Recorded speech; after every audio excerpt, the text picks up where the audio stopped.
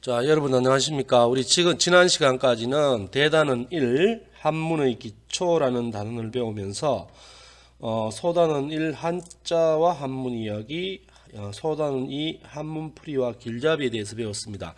자, 이번 시간부터는 대단원 2로 들어갑니다. 대단원 2의 제목이 성어의 이해와 활용이죠. 소단원이 3개 있습니다. 성어 입문, 역사 속의 성어, 비유가 담긴 성어. 여러분 성어 하면 흔히 사자성어를 떠올리죠, 그죠? 물론 이제 성어에는 사자성어가 대단히 많습니다. 약 한 8, 90%를 차지하고, 이 넉자로 된 사자성어 외에도 2자로 된 것, 3자로 된 것, 때로는 5자로 된 것, 이런 게 있습니다. 꼭 넉자만을 가리키는 건 아닙니다. 자, 그래서 성어라는 것은 옛사람들이 만든 말인데 관용구라고 하기도 하고, 또는 2개 이상의 단어로 이루어져 있으면서 그 단어들의 의미만으로는 전체의 의미를 알 수 없는 특수한 의미를 나타내는 어구를 말합니다. 자, 그럼 소단은 3을 씁니다. 자, 소단은 3 성어 입문 학습 목표 3가지가 있죠. 한자 성어의 특징 이해, 그 다음에 이 성어에는 역사적인 사연, 스토리가 있습니다. 그 성어의 유래를 알고 성어의 겉뜻, 글자 그대로의 뜻과 그 다음에 속뜻을 알아야 됩니다. 이 유래가 있기 때문에 반드시 이 속뜻이 있어요. 그 다음에 언어 생활에서 맥락에 맞게, 이 상황에 맞게 활용할 수 있는 능력을 길러야 하겠습니다. 먼저 새로 익힐 한자를 보겠습니다. 뱀사자가 맨 처음에 나오죠. 이 뱀사자는 이 옛날 사람들이 뱀 같은 거를 이 곤충류로 봤던 모양이에요. 그래서 뱀사자는 벌레 충자에 벌레 충자 부수가 붙습니다. 그 다음에 용용자의 제부수 한자입니다. 병용, 용의 순 우리말은, 여러분 용의 순 우리말이 뭔지 아세요? 미러입니다. 미러. 조선시대 때 사전에 보면은, 이 한자 사전에 보면 미러룡 이래 됐습니다. 이 미러와 관련된 순 우리말 중에 미러 플러스 네, 이 합성어가 있는데요. 이게 이제 뭐가 되는가 하면은 미리네입니다. 미리네. 이 미리네가 미러 플러스 네가를 뜻하는 합쳐져 가지고 미리네가 됐는데요. 이 말을 우리 한번 가만히 생각해 보면 우리 조상들의 상상력이 대단히 풍부했다는 것을 알 수 있어요. 이 용은 우리가 현실 세계에서는 볼 수 없죠, 그죠? 그래서 우리 조상들은 이 밤하늘의 그 은하수를 보고서, 밤하늘에 반짝이는 그 은하수를 보고서, 저기는 아마도 용이 헤엄쳐 노는 그런 시내일 것이다 라고 상상해서 지은 이름이 미리네입니다. 은하수는 한자로 이렇게 되죠. 은자에 물하자, 물수자, 은하수. 이거는 그냥 모양만 보고 지은 이름인데, 이건 우리 선조들은 이렇게 아름다운 이름을 지어놨어요. 여러분, 이런 말들은 우리가 한문을 배우는 것도 중요하지만 순 우리말 같은 건 우리가 우리 일상생활에 좀 널리 살려서 쓰면 좋을 말일 것 같아요. 그 다음 비슷할 사자죠. 사이비 할 때 사, 유사하다, 흡사할 때 사. 그 다음에 자리 좌자인데, 이 자리 좌자는 부수가 음호라는 겁니다. 이게 독립적인 글자로 쓰일 때는 이게 집이라는 뜻의 음자지만, 이게 다른 한자의 부수로 쓸 때는 음호라고, 음호. 이 집과 관련되는 한자에 주로 많이 나옵니다. 그 다음에 쇠금자 옆에 이름명자 있는 건 색일명자입니다. 색일명. 그 다음에 임할림, 신하 신자 부수예요. 화랑도의 세속 5개 보면 임전무퇴 있죠, 그죠? 전장에 나가서는 물러서지 않는다. 임할림.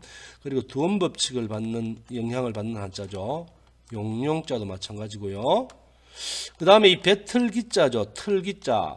앞에 우리 맹자 이야기 배울 때 맹자 어머니가 그 맹자 교육을 위해서 짜고 있던 배틀의 그 배를 잘랐다 할 때 그때는 배틀기자죠. 여기서는 이런 뜻입니다. 시기, 때. 그 다음 비단금자예요. 비단금자. 이 비단은 옛날에 아주 그 좀 귀한 옷감이었죠. 그죠? 그래서 이 금 같은 여기 백자도 이게 옷감을 뜻하는 한자입니다. 금 같은 옷감이다 해서 쇠금자가 붙어요. 이 비단은 누에 고치가 짰는 그 실을 쭉 뽑아내서 만든 거죠. 그죠? 누에 압니까? 누에. 요즘 우리나라에서 누에 잘 안 치는데 옛날에 선생님 어릴 때면서 우리 시골 가정에서 농촌 가정에 누에를 1년에 봄, 가을 2번씩 쳤어요. 누에. 자, 그 다음에 더할 첨자죠. 첨가하다 할 때 물을 더하다. 자, 이 평상, 침상. 이 상자는 평상도 되고 그 다음에 책상도 되고 그 다음에 우리 잠자는 침대, 침상도 됩니다. 자, 그 다음에 꿈몽자입니다. 꿈은 저녁 밤이 되었고요. 그래서 저녁 석자부수예요. 탄식할 탄자는 오른쪽에 붙은 하품 흠 하는 부수입니다.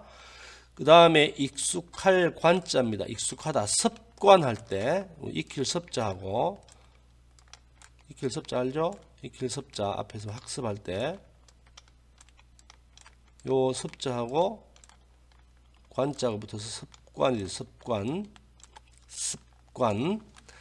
그 다음에 이거는 익숙할 숙자인데요. 익숙하다는 뜻도 있고, 자, 밑에 이게 뭐라 했죠? 밑에 점 4개 있는 거, 이 불화자가, 다른 한자의 붓으로 밑에 쓰일 때 이렇게 모양이 변환되어 있죠. 그죠? 요걸 연화발 붓으로 한다 했죠. 그죠?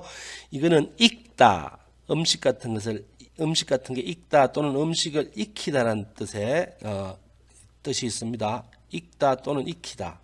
그 다음에 익숙하다는 뜻도 있고요.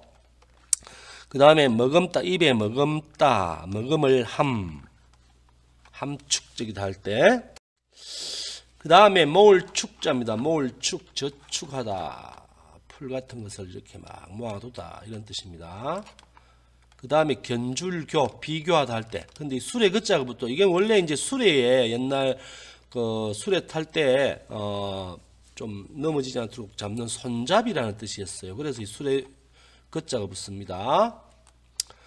그 다음에 잠잘 숫자, 수면할 때, 자, 잠잘 때 눈을 감죠. 오른쪽이 드리울 숫자입니다. 눈꺼풀이 이렇게 아래로 드리워지다. 잘 숫자예요. 밟을 답자, 요거는 발족자가 다른 한자의 붓으로 왼쪽에 붙을 때 모양이 이렇게 변하죠. 주로 이제 발과 관련되는 기능 작용할 때 발족자 부수가 많이 들어갑니다. 떨어질 거리 할 때. 그 다음에 자취적 발자취. 그 다음에 뛰다 약동하다 도약하다 할 때 발과 관계되죠. 그 다음 공구자 구기종목 할 때 구자죠. 구수록자 부수입니다. 이게 임금왕자가 아니에요. 구수록자가 다른 한자의 붓으로 쓰일 때 요 점이 생략돼서 쓰입니다. 공구, 구기종목, 축구, 농구, 야구. 그 다음에 실흥가자. 실흥은 나무로 만듭니다. 여러분 실흥이 뭔지 잘 모르죠. 요즘 여러분 전부 양옥집 아파트에 사니까 실흥이 뭔지 몰라서 선생님 요 사진을 제시해놨습니다. 요게 실흥입니다. 이 한옥 방이나 대층 같은데 물건 같은 것을 얹어 놓기 위해서 이렇게 가로로 이렇게 막대기 2개를 설치해 놓은 거를 실흥이라 합니다. 실흥하고 비슷한 게 선반이 있습니다. 선반은 널빤지를 이렇게 가로로 걸쳐 놓는데 실흥은 이렇게 대나무라든지 일반 나무 막대 2개를 이렇게 걸어 놓습니다. 그래서 실흥 가짜도 되고 이게 실흥은 건너 질러 놨잖아요. 그래서 건너 지르다 이런 뜻도 됩니다. 조사할 사자, 이 조사할 사자도 나무 목자가 들어가는데 이게 원래 나무 이름입니다. 그래서 나무 이름 외에 조사하다 이런 뜻이 파생된 거예요. 그 다음에 용용자 밑에 오더이자가 있죠. 이게 엄습하다. 뜻하지 않게 갑자기 습격하는 걸 엄습하다 하죠. 그죠?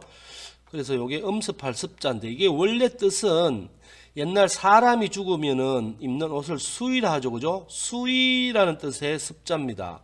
그 수의에 옛날에는 용무늬 같은 걸 이렇게 그려 넣었단 모양이에요. 그래서 엄습할 습자라는 그런 뜻이 또 파생됐답니다. 그 다음에 떨어질 리, 이별할 때 그러니까 두원법칙 영향을 받죠. 역시 떨어질 리, 이별할 때는 이 두원법칙의 영향을 받습니다. 기이하다, 좀 특이하다 할 때 기자입니다. 그 다음에 물에 잠기는 거니까 물이죠. 물, 잠수함. 그 다음에 뛰다, 도약하다 할 때 이게 요 도자하고 요 약자가 붙으면은 도약. 우리 육상에 도약 경기 있잖아. 도약, 넓이뛰기, 높이뛰기 같은 거 도약이라 하죠. 그죠? 그 다음에 나라방자입니다. 나라방자. 오른쪽에 있는 우부방이라 하는데요. 이 우부방은 고을읍자가 붙습니다. 고을읍자가 붙는 거. 고을읍자 붙어요. 고을읍자가 다른 한자의 붓으로 오른쪽에 쓰일 때 모양이 이렇게 변합니다. 왼쪽에 붙는 거는 앞에서 나왔죠. 언덕붓자라 했죠. 언덕붓자. 왼쪽에 모양이 똑같은데 왼쪽에 붙을 때는 요 언덕붓자가 변한 거라 했어요. 앞에서 나왔습니다. 그 다음에 날개 있지 않으니까 당연히 새의 날개니까 기두자가 붙수겠죠. 그 다음에 옷을 짓다, 마름질하다 할 때 제자입니다. 오더이자가 오더이자. 마름질할 때 짓다, 옷을 짓다, 옷 만들기 전에 옷감 위에다가 이렇게 무늬 이렇게 대략적인 모양을 번뜨는 것을 마름질하다 하죠. 그죠? 짓다, 마름질하다 또는 판가름하다, 제가하다 할 때. 그 다음에 수레에 짐을 싣다는 뜻의 제자.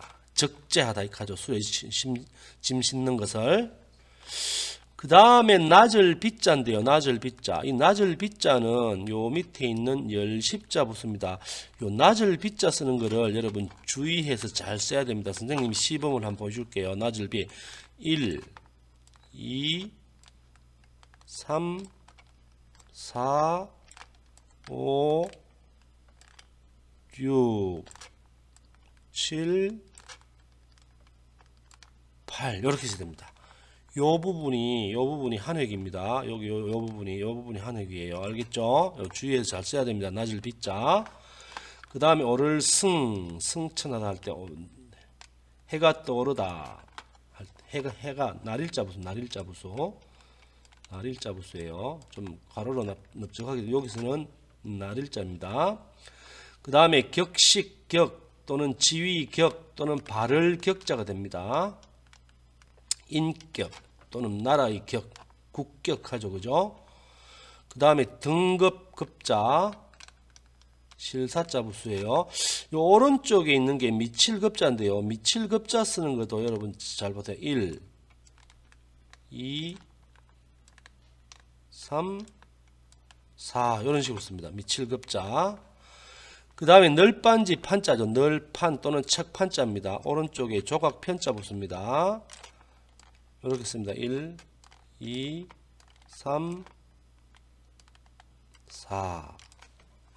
그 다음에 책을 펴내다. 간자입니다. 간행하다. 새기다라는 뜻, 새기를 칼 같은 거로 새기다 이런 뜻입니다. 그 다음에 살필 심. 요건 우리 부수 이름은 갓머리, 모양이 갓머리라고 하기도 하고, 이게 이제 독립적으로 쓸 때는 이것도 역시 집이라는 뜻인데 집면자입니다. 집이라는 뜻의 면자입니다. 집면. 부수로 쓰일 때는 우리가 갓머리라고 해요. 모양이 사람이 쓴 갓 같다 해서. 그 다음에 달릴 분주할 분, 큰 대자 붙습니다. 통할 철, 두인변이야, 두인변. 그 다음에 역시 두원법칙의 영향을 받는 한자 청렴할 렴. 셈호에 들어간 셈호에 연파할 때 렴자입니다. 청렴할 렴. 자, 그러면 이제 3단은 본문에 나와 있는 성어 총 8개죠. 자, 제일 처음에 뭐라고 했죠? 사족.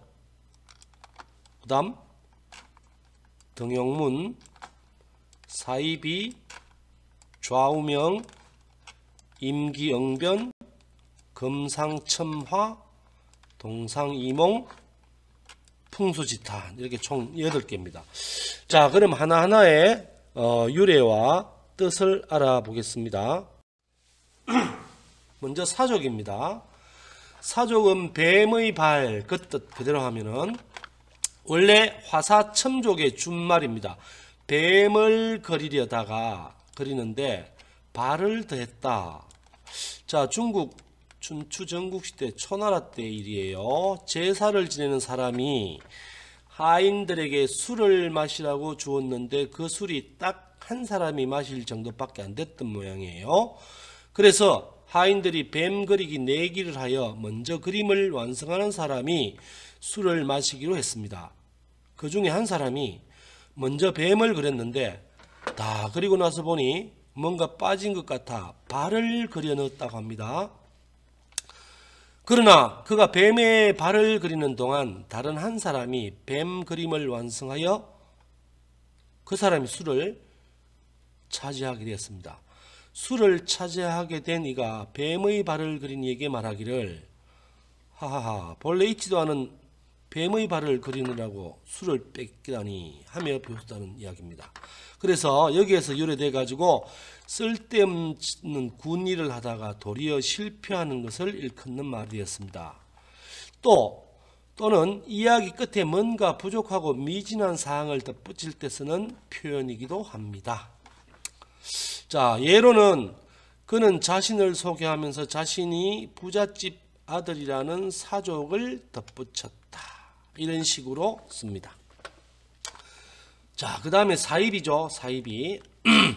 자, 맹자는 이 맹자의 논리 나오는데 제자 만장이란 제자하고 대화를 나누다가 공자님의 일화를 이야기해줘요. 공자가 이런 말씀을 하시다 하면서 맹자 제자인 만장에게 얘기해 줍니다. 공자께서 한 말씀입니다. 나는 사입이 즉 겉으로는 비슷하나 실제로 그렇지 않은 사람을 미워한다. 가라지는 벼와 비슷한 식물입니다. 가라지는 잡초이지만 벼와 비슷해서 혼동을 일으키기 때문에 싫어한다. 말을 교묘하게 잘하는 사람을 미워하면 그가 정의롭고 믿음직하게 보일까 두렵기 때문이고 보라색을 싫어하는 것은 붉은색과 혼란을 일으키기 때문이다. 군자는 떳떳한 도리에 따를 뿐이다. 올바른 도리를 행하면 백성들도 따라온다. 그러면 세상의 사악함도 없어진다. 자, 사이비는 여기서부터 비롯됐습니다. 풀이하면 똑같아 보이지만 틀리다, 그러다 라는 뜻으로 겉으로 보아서는 진짜인 듯하나 근본적으로는 완전히 다른 가짜를 가리킵니다. 공자는 사이비가 비슷해서 혼동을 일으키기 때문에 더욱 경계해야 한다고 가르칩니다. 사이비 언론, 사이비 종교, 사이비 교주 등은 심심찮게 신문이나 뉴스에서 들을 수 있는 말입니다. 그리고 예로서 사이비 기자들의 척결이 언론 정화 및 개혁의 지름길이다. 신도들은 사이비 교주에게 맹종하여 그의 말이라면 무엇이든 믿고 따랐다. 이런 식으로 활용이 됩니다. 그 다음에 등용문입니다. 이 등용문도 우리가 일상생활에서 많이 쓰죠. 자, 후한서라는 역사책, 후한의 역사를 기록한 후한서입니다. 이영이라는 사람의 일대기를 전 이영 전에 이런 말이 있답니다. 황하 상류의 하진을 일명, 하진이라는 곳을 일명 용문이라 한다. 흐름이 매우 빠른 폭포가 있어서 고기들이 오를 수가 없다. 강과 바다의 큰 고기들이 용문 아래로 수없이 모여들지만 오르지 못한다. 만일 오르는 물고기가 있다면 용이 된다라는 전설이 있다고 합니다. 여기에서 유래해서 이 용문은 과거 옛날 요즘으로 치면은 고시죠, 고시, 그죠? 관리 등용 시험, 과거에 급제하는 것을 가리키게 되었고, 오늘날에는 어려운 관문을 통과해서 출세의 문턱에 쓰는 것을 말합니다. 자, 예를 들어 이런 겁니다. 한때 텔레비전 프로그램 전국 노래자랑, 지금도 있죠. 전국 노래자랑은 가수들의 등용문이었다. 그 다음 좌우명이죠. 좌우명. 여러분들도 아마 좌우명 하나씩 다 알고 있는데 이 좌우명의 뜻이 뭔지 봅시다. 늘 자리 옆에 갖추어 두고 생활의 지침으로 삼는 말이나 문구로서 개인 또는 단체나 국가에서 특별한 동기를 부여하기 위해 만든 표 비슷한 걸로 보면 됩니다. 이 좌우명이란 말도 역시 후한시대 때의 학자인 채원에서 시작되었다고 합니다. 이 채원이라는 사람이 자기 자리의 오른쪽, 꼭 뭐 오른쪽이라 해서 오른쪽만 가리키는 아니라 자기 옆,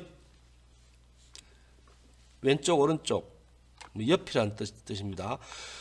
자리 오른쪽에 일생의 지침이 될 좋은 글을 쇠붙이에다 새겨두고 생활의 거울로 삼은 데서 유래됐다고 합니다. 예를 들어 나의 좌우명은 오늘 할 일을 내일로 미루지 말자. 선생님 좌우명은 여자 말을 잘 듣자. 농담인 것 같지만 이게 좀 어느 정도 진담에 가까워요. 여러분들은 아직 잘 모르지만은 나이가 이제 선생님 나이쯤 되면은 집에서는 아내 말을 잘 듣고, 그 다음에 우리 요즘 차가 다 있죠. 그죠? 차에는 요즘 뭐가 있습니까? 내비게이션 있죠. 내비게이션에 말하는 화자도 여성이죠. 그죠? 여자들. 그 다음에 선생님 개인적으로 또 이제 골프를 좀 치는데 골프장에 가면 캐디가 있죠. 캐디도 대부분 여자입니다. 이 여자들 말 잘 들어서 별로 손해 본 적이 없어요. 그래서 여러분들도 혹시 모르겠는데 여자 말 잘 듣기 바랍니다. 자, 그 다음에 임기응변입니다. 임기응변. 기는 기계, 틀이라는 의미로 많이 쓰이는데 여기서는 때, 위기, 때 중에서 특히 좀 갑작스러운 위기라는 의미고, 응변은 대응하고 변화한다는 의미입니다. 즉 그때의 상황에 따라 알맞게 일을 처리하거나 뜻밖의 일을 당했을 때 재빨리 그에 맞게 대처하는 것을 가리키는 말입니다. 그러니까 위기에 임해서, 요 임자는 처하다, 위기에 임해서 위기 상황에 처해서 재빠르게 대응하고 변화한다, 그런 뜻입니다. 그 다음에 금상첨화죠. 비단 위에 비단도 아름다운 옷감인데 거기에다 또 더 아름다운 꽃을 더해놨다, 이런 뜻입니다. 이건 원래 중국 속담이었는데 문인들이 자주 인용해서 시를 지으면서 고사성어로 굳어졌다고 합니다. 대표 작품으로는 이 중국 북송시대 때 왕안석의 시 중에 즉사라는 시가 있는데, 왕안석이 당송 8대가였습니다. 당나라, 송나라 때 글을 잘 썼던 8명의 문장가, 이런 시, 즉사라는 시에 이런 구가 있었어요. 좋은 모임에서 술잔 속 맑은 술 비우리 하는데 흥겨운 노랫가락 비단 위에 꽃을 더한 것 같네. 자, 좋은 모임에서 술잔을 기울이는 것, 친구들하고 친한 벗들하고 술잔을 기울이는 것만도 즐거운데 거기에다가 흥겨운 노랫가락까지 울려 퍼지니 마치 그것이 비단 위에 꽃을 수놓은 듯 더 즐겁다라는 겁니다. 그래서 이 금상첨화는 이처럼 좋은 것 위에 더 좋은 것을 더한다는 뜻이 되었습니다. 비단도 좋은데 그 위에 꽃을 수놓으면 더 좋지 않겠는가, 예쁜 옷을 입고 아름다운 목걸이까지 했다면 금상첨화라 할 수 있고, 시험 성적이 잘 나왔는데 상까지 받았으면은 역시 금상첨화에 해당될 수 있겠죠. 예를 들어 예문 있죠. 산에 올라가 맑은 공기를 마시며 약수까지 한 잔 들이키면 금상첨화라는 말이 절로 나와요. 자, 근데 이거하고 여러분 정반대되는 또 성어가 있죠. 뭐가 있을까요? 아는 사람들 한번 맞춰보세요. 뭐가 있을까요? 선생님 쓰는 거 한번 보세요. 요거는 무슨 글자일까요? 눈설자죠. 눈설자. 이 정도 나오면 이제 여러분 알아야 돼요. 설, 상, 눈 위에 더할 가. 눈 위에 서리가 더해졌다는 뜻의 설상가상 알죠? 설상가상. 이거는 좀 불행한 일, 나쁜 일이 중복되는 걸 가리키죠. 그죠? 설상가상. 설상가상, 엎친 데 덮친 격이다. 이런 말하고 비슷한 성어죠. 눈도 차가운데 거기에 또 차가운 서리까지 더해졌다. 금상첨화와는 정반대되는 사자성어입니다. 알아두세요. 자, 그 다음에 마지막 두 개가 남아요. 동상이몽. 요 상자는 우리나라에는 이게 잠자 밤에 잘 때 보통 이제 이불 깔아놓고 우리 과거에, 지금은 침대 등을 하는 많지만 중국에서는 이 우리나라 같은 온돌 문화가 별로 안 발달했어요. 주로 다 침상에 잡니다. 침대. 같은 잠자리, 같은 침대에서 다른 꿈을 꾼다 이런 뜻입니다. 다른 꿈을 꾼다. 한 자리에서 같이 자면서도 서로 다른 꿈을 꾼다는 뜻으로, 자, 겉으로는 같이 행동하면서 속으로는 각기 딴 생각을 하는 것을 비유적으로 이루는 말이 됩니다. 자, 예문. 저들이 지금은 함께 고생하고 있지만 각자 꿍꿍이 속들이 있어 서로 동상이몽하고 있다. 이럴 때 씁니다. 동상이몽. 자, 그 다음에 풍수지탄이죠. 이 바람에 흔들리는 나무의 탄식, 한탄. 요때 지자는 뭐뭐의라는 뜻의 관형격 조사입니다. 어조사 지자. 자, 이 공자와 관련되는 옛날 이야기입니다. 공자가 자기 뜻을 펴기 위해 떠돌아다니던 시절 철환치를 했죠. 그죠? 어디선가 누구 울음소리가 들렸어요. 그래서 다가가 보니 그 주인공이 고어라는 사람이었고, 그 까닭을 물어보니 다음과 같이 답했습니다. 저에게는 세 가지 한, 또 슬픔이라는 의미도 있죠. 그죠? 있습니다. 첫째는 공부를 한다고 어려서 집을 떠났다가 고향에 돌아와 보니 부모님이 세상을 뜬 것이며, 둘째는 저를 받아줄 군주를 어디서도 만나지 못한 것이며, 셋째는 서로 속마음을 터놓던 친구와 사이가 멀어진 것입니다. 하고는 다음과 같이 말을 이었습니다. 나무는 멈춰 있고자 하나 바람이 거치지 않고 수욕 정이 풍부지. 나무 숫자죠. 나무가, 욕은 뭐뭐하고자 할 욕자. 나무가 고요할 정자죠. 고요하고자 하나 바람이 거치지 않고, 바람이 자꾸 나무 가지를 때리기 때문에 흔들린다 이 말이죠. 그죠? 그 다음에 자식이 봉양하고자 하나 부모는 기다려주지 않습니다. 자욕양이 침부대. 자식이 어버이를 봉양하고자 하나 어버이는 기다려주지 않는다. 자, 이 이야기에서 유래된 말로 부모님을 모시고자 하나 이미 돌아가심을 한탄함, 또는 효도를 다하지 못한 자식의 슬픔을 비유적으로 일컫는 말입니다. 이 앞구절에, 이 두 구 중에 앞구절의 풍자와 숫자를 따서 만들었습니다. 이 사자성어, 유래가 있는 사자성어 만드는 방식이 이렇습니다. 수욕 정의 풍부지에서 나무 숫자하고 바람 풍자와 나무 숫자를 따서 풍수지탄이라는 말을 만들었습니다. 자, 예를 들어 풍수지탄이라는 말이 있듯이 부모님이 살아계실 때 섬기기를 다해야 할 것이다. 풍수지탄. 잘 알아놓기 바랍니다.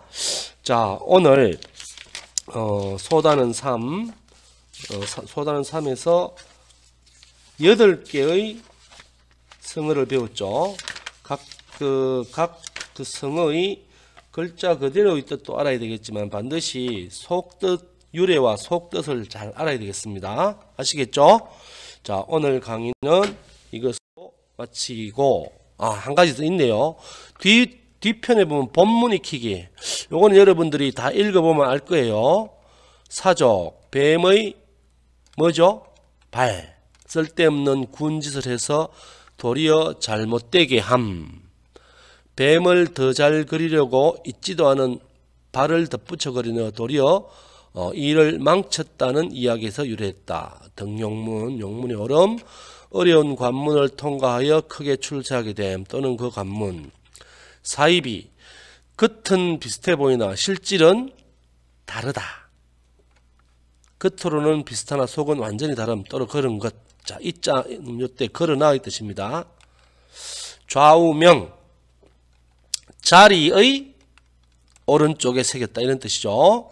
늘 자리 옆에 갖추어 두고 가르침으로 삼는 말이나 문구. 이게 오른쪽에 있는 게 전부 이게 속뜻입니다. 속뜻. 임기응변 시기 또는 기회 위기 이런 뜻이죠. 위기 상황에 처해서 대응하고 변함. 그때 처한 사태에 맞추어 즉각 그 자리에서 결정하거나 처리함. 여기 보면은 초성이 리얼인 한자는 단어의 첫머리에 놓이면 도금이 달라지기도 한다. 이걸 우리 두원법칙 중학교 여러분 국어시간 문법 할 때 배웠죠. 그죠? 두원법칙. 이 한자에 이런 두원법칙 영향을 받는 한자가 많죠. 방금 했던 이말 림자도 마찬가지고. 자, 두원법칙. 여러분, 두원법칙에 해당하는 한자를 몇 가지 알아볼까요? 두원법칙. 두원법칙. 예, 요 글자도 그렇죠. 두원법칙에 영향을 받죠. 이게 무슨 한자 쓰는가 한번 보세요.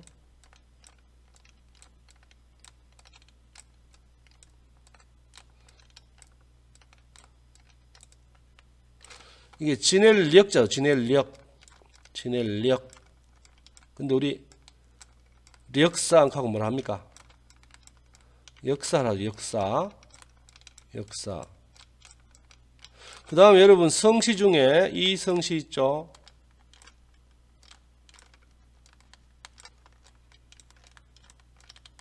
우리나라에 뭐 김치 다음으로 많은 성시죠. 이게 원래 오얏리죠. 오얏리. 그죠? 오얏리. 근데 뭐라고 합니까? 이 가지고죠. 근데 이제 우리 남한에서는 우리가 이 두원법칙을 적용하는데 북한에는 두원법칙 없습니다. 글자 나는 대로 그대로 해요. 그래서 북한은 역사, 그 다음에 이 시들 북한에 가면 전부 리시 됩니다. 자, 그 다음에 금상첨화죠. 비단 위에 뭐를 더했죠? 꽃을 더함. 좋은 일 위에 또 좋은 일이 더해짐. 동상이몽. 같은 침상, 같은 잠자리에서 다른 꿈. 겉으로는 같이 행동하면서 속으로 각각 딴 생각하고 있다는 뜻이죠. 풍수지탄, 바람에 흔들리는 나무의 탄식. 그죠? 효도를 다하지 못한 채 어버이를 여인 자식의 슬픔. 이 한시 외전이란 책에 이제 나온다 해요. 이 말이. 나무는 고요하고자 하나 바람이 그치지 않고 자식은 복양하고자 하나 부모님은 기다려 주지 않네. 수욕정이 풍부지 자용량이 침부대. 자, 요때 지자는 뭐의로 풀이됩니다.